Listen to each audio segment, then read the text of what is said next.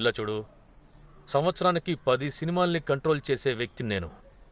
కనీసం వాటిలో సగం సినిమాలైనా హిట్ అవ్వాలని నేను కోరుకుంటూ ఉంటాను. కానీ హిట్ అవ్వడం, ఫ్లాప్ అవ్వడం వాళ్ల తలరాత. కానీ మిగతా సినిమాల్లో నా కోరిక వేరు. హారిస్ బషీర్ ఇయర్లీ ప్రాఫిట్ ఎంతంటే 500 కోట్ల రూపాయలు.